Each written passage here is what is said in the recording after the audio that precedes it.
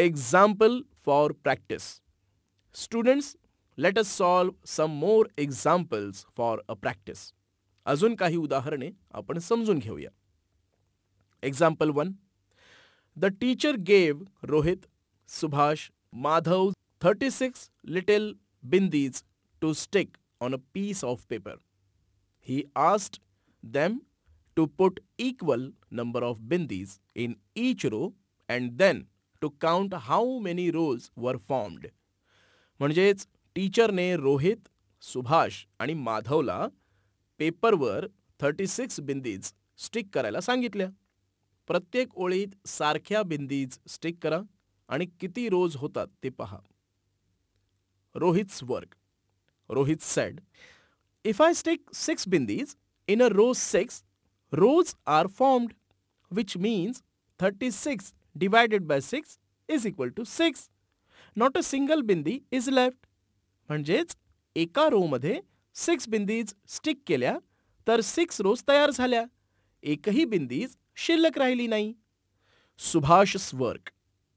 Subhash said, if I stick 4 bindis in a row, then 9 rows are formed. Subhash म्हणाला, मी एका row मध्ये 4 बिंदीज लावल्या तर 9 रोज तयार झाले, which means 36 divided by 4 is equal to 9. Not a single bindi is left. एकही बिंदी शिल्लक राहिली नाही. Madhav's work. Madhav said, I stick 5 bindis in a row, so total of 7 rows are formed and 1 bindi remain. Madhav म्हणाला, मी एका row मध्ये 5 bindis stick केल्या त्यामुळे 7 रोज पूर्ण झाल्या and 1 बिंदी उरली.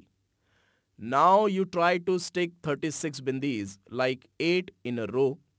एका रो मध्ये 8 याप्रमाणे 36 बिंदीज चिकटवण्याचा प्रयत्न करा. If you stick 8 bindis in a row, then 4 rows are formed and 4 bindis will be remaining. एका रो मध्ये 8 प्रमाणे बिंदीज स्टिक केल्या तर 4 रोज तयार झाल्या आणि 4 बिंदीज शिल्लक राहिल्या. Example 2. Grandfather bought a packet of chocolates and asked Rasik, Rohan and Ramesh to share them equally. आजोबांनी गोळ्यांचा पुडा आणला आणि रसिक, रोहन, रमेश यांना गोळ्या समान वाटून घ्या असे सांगितले. First, let us count all the chocolates. I will count them. Total 58 chocolates are there. Let us distribute one chocolate. But that will take too much time. Let us distribute 10 each first. 10 chocolates each for 3 of us means 30 chocolates distributed. 58 minus 30 is equal to 28 chocolates are remaining. 28 chocolates are left. So now we will take 9 more chocolates. 9 threes are 27 and 1 chocolate will remain. See, 28 minus 27 is equal to 1 chocolate remain. Means each one will get 10 plus 9 is equal to 19 chocolate and 1 chocolate is remaining. Grandfather, you take this 1 chocolate, then we will not fight over it. Correct. You have done this division correctly. तुम्ही भागाकार चांगल्या प्रकारे केला. But while dividing a large number, we should put it in vertical arrangement. It is quicker to do so. मोठ्या संख्यांना भाग देताना भागाकार चटकन करण्यासाठी मांडणी करून भागाकार करतात. If you want to divide 58 by 3, then how will you do? जर तुम्हाला 58 ला 3 ने डिवाइड करायचे असेल तर कसे कराल? Look in this division. Dividend is 58 and divisor is 3. म्हणजेच भाज्य 58 आणि भाजक 3 आहे. Therefore, first divide 5 tenths. म्हणून 5 tenths ची वाटणी करू. For this, let us see if table of 3 has 5. If not, then find a number smaller than 5. यासाठी 3 च्या टेबलमध्ये 5 आहेत का ते पाहू. नसतील तर 5 पेक्षा लहान नंबर 3 च्या टेबलमध्ये शोधू. 3 ones are 3, 3 2s are 6. 6 is greater than 5. 6 हे 5 पेक्षा मोठे आहेत. So we have to divide by 1. 1 ने भाग द्यावा लागेल. Therefore we write 1 above the line means in the quotient and subtract 3 from 5.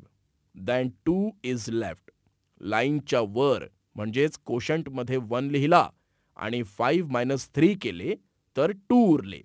Now take down the 8 units. आता 8 units खाली घ्या. See, here number 28 is found. इथे 28 हा नंबर तयार झाला. 28 is not in the table of 3. 3 च्या टेबलमध्ये 28 हा नंबर नाही.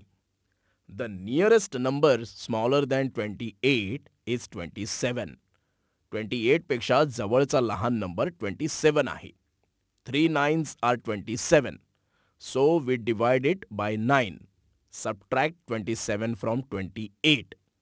28 minus 27 is equal to 1. Therefore, quotient is 19 and 1 is the remainder. By doing division in this way, the division of large numbers can be solved quickly. अशा प्रकारे भागाकार केल्यामुळे मोठ्या नंबर्सचा भागाकारही चटकन सोडवता येतो.